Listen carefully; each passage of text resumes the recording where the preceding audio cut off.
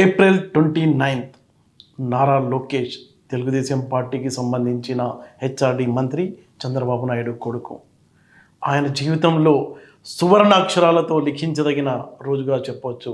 Party జాతీయ స్థాయి రాష్ట్ర అధ్యక్షుడిగా, వర్కింగ్ ప్రెసిడెంట్గా ఆయన ఈరోజు మంగళగిరిలోని టీడీపీ యొక్క ప్రధాన కార్యాలయంలో పట్టాభిషేకం చేశారు.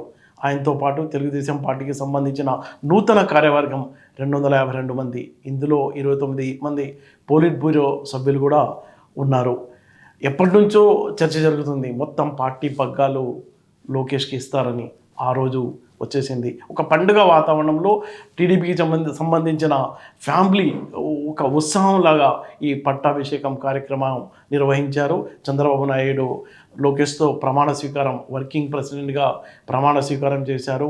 ఈ సందర్భంగా అంటే సీనియర్ల అభిప్రాయాల్ని, వాళ్ళ ఎక్స్పీరియన్స్ని దృష్టిలో తీసుకుని జూనియర్ల సేవల్ని, వాళ్ళు కష్టానికి తగిన ఫలితం ప్రతి ఒక్కరికి పార్టీలో ఎవరైతే కృషి చేశారో వాళ్ళందరికీ మంచి పదవులు దక్కాయని ఈ సందర్భంగా చంద్రబాబు నాయుడు చెప్పారు.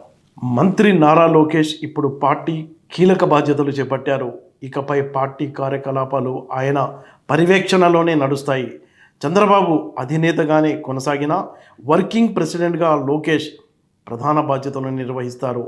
ఆయన పట్టాభిషేకం ఈరోజు ఘనంగా జరిగింది.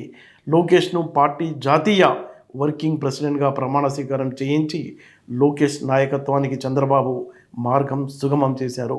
సీనియర్ నాయకుల అనుభవం, యువత ఉత్సాహం రెండింటినీ సమాన ప్రాధాన్యత ఇచ్చామని ఈ సందర్భంగా చంద్రబాబు నాయుడు తెలిపారు. పార్టీ కోసం పనిచేసిన సాధారణ కార్యకర్తలకు కూడా మంచి పదవులు ఇచ్చామని ఆయన చెప్పారు. క్లస్టర్ ఇన్ఛార్జ్ స్థాయి నుంచి కొందరికి పోలిట్ బ్యూరోలో అవకాశం కల్పించామని ఈ సందర్భంగా చంద్రబాబు నాయుడు చెప్పారు. పార్టీలో వర్కింగ్ ప్రెసిడెంట్ అనేది లేదు. 4.5 దశాబ్దాల చరిత్రలో కొత్తగా ఈ పదవిని, వర్కింగ్ ప్రెసిడెంట్ని క్రియేట్ చేసి ఆ బాధ్యతలు లోకేష్కి అప్పగించారు. మనం చూసుకోవచ్చు, తెలుగుదేశం పార్టీని స్థాపించిన తర్వాత 14 ఏళ్ల పాటు ఎన్టీ రామారావు ఆ పార్టీని నడిపారు. ఆ తర్వాత 3 దశాబ్దాల పాటు చంద్రబాబు నాయుడు నడిపారు. ఇప్పుడు కొత్త తరం, 3వ తరం లోకేష్ చేతిలోకి పార్టీ పగ్గాలు టోటల్గా వచ్చేసాయని మనం చెప్పుకోవచ్చు. అయితే ఆసక్తికరమైన విషయం ఏంటంటే, తెలుగుదేశం పార్టీ వయసు కంటే లోకేష్ వయసు చిన్న వయసు.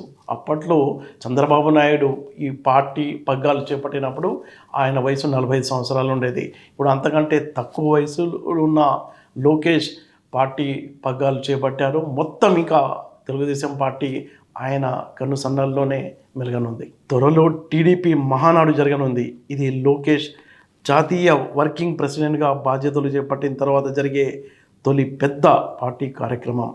ఈ కార్యక్రమాన్ని లోకేష్ నాయకత్వంలో నిర్వహించనున్నారు. ఆ తర్వాత ఈ ఏడాదిలోనే స్థానిక సంస్థల ఎన్నికలు ఉన్నాయి. అభ్యర్థుల ఎంపిక నుంచి ప్రచార వ్యూహాల వరకు అన్ని అంశాల్లో లోకేష్ కీలక పాత్ర ఉంటుంది. అలాగే 2029 ఎన్నికల దిశగా కూడా ఆయనపై పెద్ద బాధ్యతలు ఉంటాయి. చంద్రబాబు సలహా సూచనలతో పార్టీ నడిపిన ప్రధాన బాధ్యత మాత్రం లోకేష్ పైనే ఉండనుంది. టీడీపీ ఇప్పుడు కొత్త దశలో ముందుకు వెళ్తుంది. పార్టీ నిర్మాణంలో మార్పులు చేసి నాయకత్వాన్ని మరింత సమర్థవంతంగా తీర్చిదిద్దుతున్నారు. రాబోయే సవాళ్లను ఎదుర్కొనేలా పార్టీని సిద్ధం చేస్తున్నారు.